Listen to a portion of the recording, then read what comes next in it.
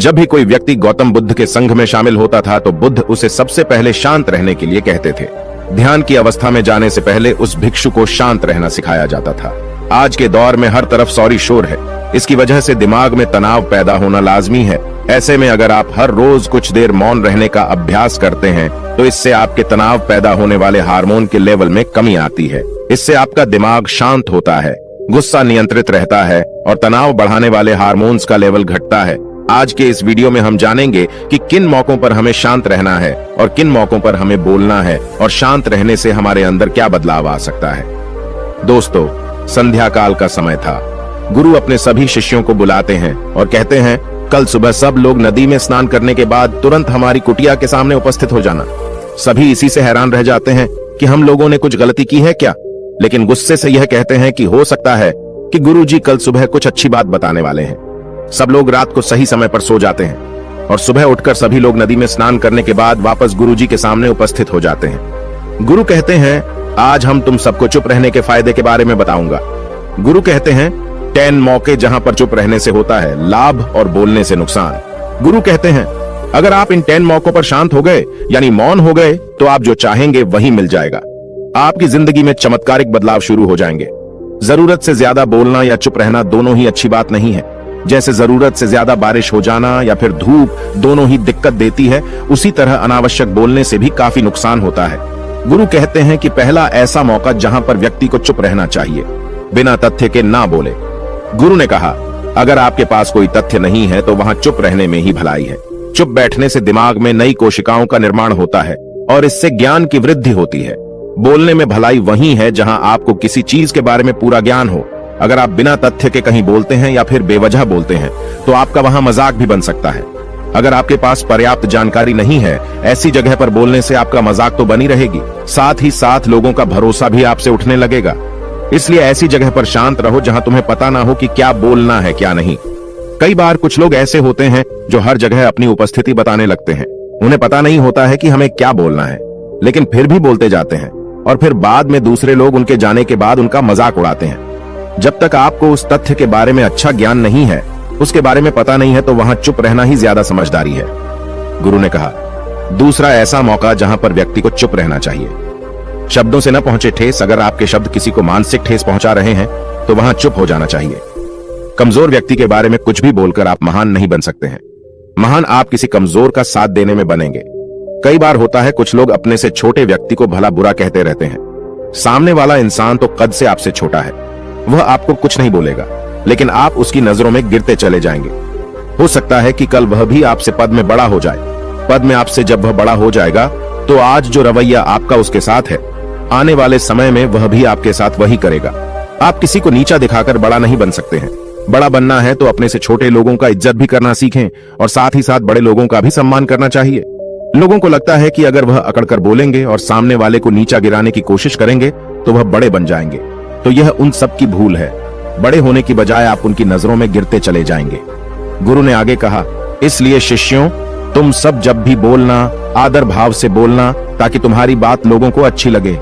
बोलने में भाई बहन, माता पिता, मित्र इत्यादि संबोधन शब्दों का इस्तेमाल जरूर करना। इससे तुम्हारी मान प्रतिष्ठा तो बढ़ेगी ही साथ लोगों की नजरों में तुम समझदार व्यक्ति बनते जाओगे। गुरु ने आगे कहा, तीसरा मौका जहां पर व्यक्ति को चुप रहने में ही भलाई है। क्रोध या घृणा करने वाले लोग, जब कोई अपना या सगा संबंधी आप पर क्रोध कर रहा हो, आपका अपमान कर रहा हो, तो आपको उस वक्त चुप रहना चाहिए ताकि सामने वाले का गुब्बारा पूरी तरह से फट जाए। आप यदि सही हैं तो उसे कतई माफीनामा गए और चुप रहकर ही सही समय का इंतजार करें। वह खुद आपसे माफी मांग लेगा जब उसे अपनी गलती का एहसास हो जाएगा। गुरु आगे कहते हैं कि अगर आपका कोई सगा संबंधी आप पर क्रोध कर रहा हो और आप उस समय शांत हैं, तो यह आदर सम्मान देने की निशानी होती है। इससे न कोई छोटा होता है और न ही बड़ा। अगर आपको क्रोध आ रहा है तो आप या तो वहां से किसी का अनादर किए बिना चले जाएं या फिर चुप रहें। क्रोध करने से आपके रिश्ते खराब होंगे। क्रोध करने से हमेशा क्रोध करने वाले व्यक्ति का ही बुरा होता है। गुरु आगे कहते हैं कि एक बार की बात है, एक सांप जंगल से भागते हुए किसी राजा के घर में पहुंच गया। लोगों ने छेड़खानी की तो वह बहुत ही गुस्सा हो गया, जिससे घर में जो तलवार पड़ी हुई थी उसी को लपेटकर कसने लगा और धीरे धीरे उसका पूरा शरीर कट गया। ठीक उसी प्रकार हमारा गुस्सा भी हमारे शरीर को तलवार की भांति काटता रहता है। गुस्सा ध्यान से खत्म होता है प्रतिदिन। अगर आप ध्यान की मुद्रा में बैठे हैं तो आपका गुस्सा आपके नियंत्रण में रहेगा। गुरु आगे कहते हैं कि यह तरीका है कि आप प्रतिदिन ध्यान का अभ्यास करें। इससे आपके शरीर में जो हार्मोन्स गुस्से को बढ़ावा देते हैं वह सब तुम्हारे नियंत्रण में रहेंगे, जिससे शरीर गुस्से पर आसानी तुम्हारा से काबू पा लेगा। लेकिन एक तरीका यह भी है कि जब भी आपको गुस्सा आए तो आप यह समझने का प्रयास करो कि क्या मेरा गुस्सा जायज है या नहीं, हमें वहां पर बोलना चाहिए कि नहीं। जब आप खुद इस बात का आंकलन लगा पाएंगे तो आपको खुद पता चल जाएगा कि हमें गुस्सा करना चाहिए या नहीं। फिर भी आपको गुस्सा आ रहा है तो आप वहां से हटने का प्रयास करें, वहां से दूर चले जाएं। धीरे धीरे समय के साथ आपका दिमाग शांत हो जाएगा। गुरु ने कहा, चौथा ऐसा मौका जहां पर इंसान को बहुत ही समझदारी के साथ काम लेना चाहिए, वहां पर आपको चुप रहना ही चाहिए, जहां पर उस मुद्दे से आपका कोई संबंध ना हो। अगर आपका किसी मुद्दे से कोई संबंध ना हो तो वहां आपका चुप रहना बनता है। बिना किसी वजह अगर आप दूसरे के मुद्दे पर बोलेंगे तो यह आपके लिए अनिष्टकारी होगा। इसमें केवल और केवल आपका ही नुकसान है। जल्द ही आप किसी दो लोगों के बीच हो रहे विवाद में जल्दी अपनी टांग न डालें। अगर सामने वाला आपको बुला रहा है अपना झगड़ा शांत करवाने के लिए तो ही आप वहां पर जाएं। किसी की व्यक्तिगत जिंदगी में दखल अंदाजी नहीं देनी चाहिए जब तक कि वह व्यक्ति आपको नहीं बुलाता है। अपने झगड़े को शांत करवाने के लिए कुछ लोग फालतू में दूसरे के विवाद में कूद पड़ते हैं। इससे उनके मान सम्मान मर्यादा पर लोग उंगली उठाने लगते हैं। गुरु कहते हैं कि 10 मौकों में 5वां ऐसा मौका जहां पर व्यक्ति को बहुत ही समझदारी के साथ चुप रहना चाहिए। आपके शब्दों से किसी मित्र को हानि ना पहुंचे। अगर आपके शब्द सामने वाले के परिवार या मित्रों की प्रतिष्ठा के बारे में बुरी झलक दिखा रहे हैं तो आपको चुप रहना चाहिए।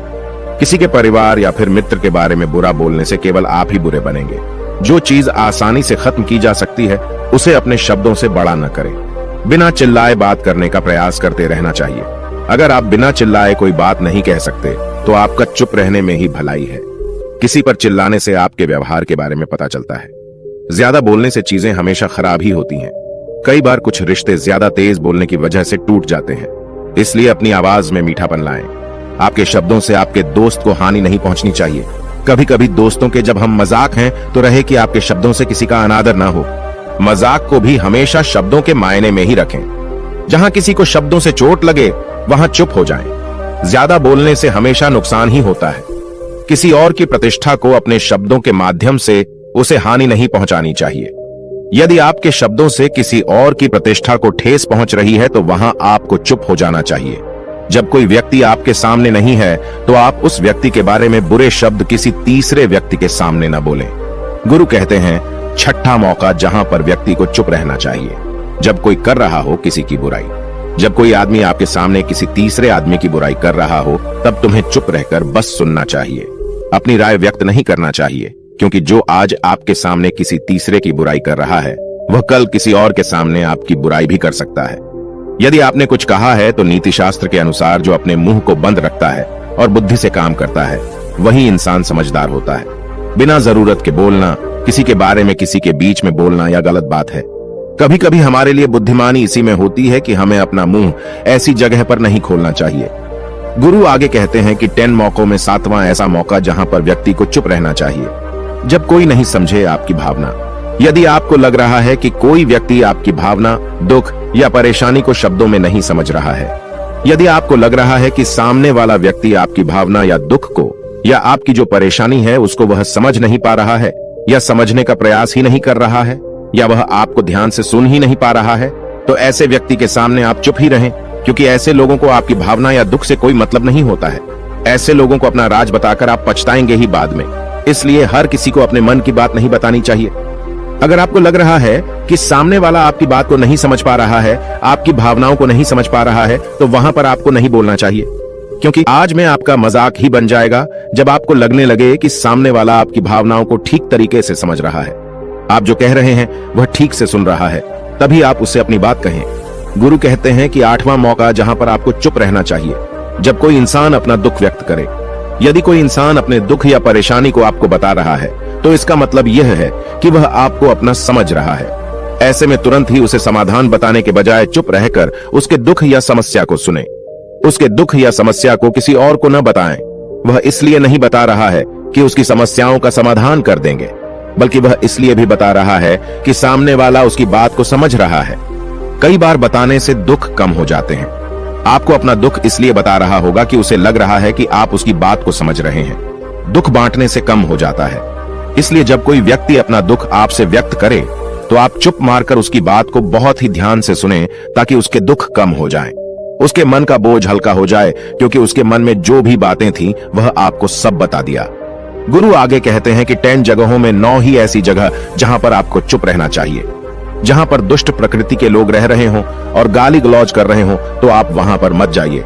ऐसी जगहों से आप चुपचाप निकल जाएं, अर्थात अपनी प्रतिक्रिया दिए बिना आप वहां से चले जाएं, क्योंकि जिसकी जुबान खराब होती है, जो दुष्ट प्रकृति के लोग होते हैं, उनको आप ऐसे समय में नहीं समझा सकते हैं। जब उनका दिमाग पूरी तरह से शांत हो जाए तभी वह आपकी बात सुनेंगे। इसलिए जहां पर दुष्ट प्रकृति के लोगों आपकी बात को न मानते हो और न ही सुनते हो तो आपको वहां पर नहीं बोलना चाहिए। गुरु कहते हैं कि 10 माह ऐसा मौका जहां पर आपको शांत हो जाना चाहिए।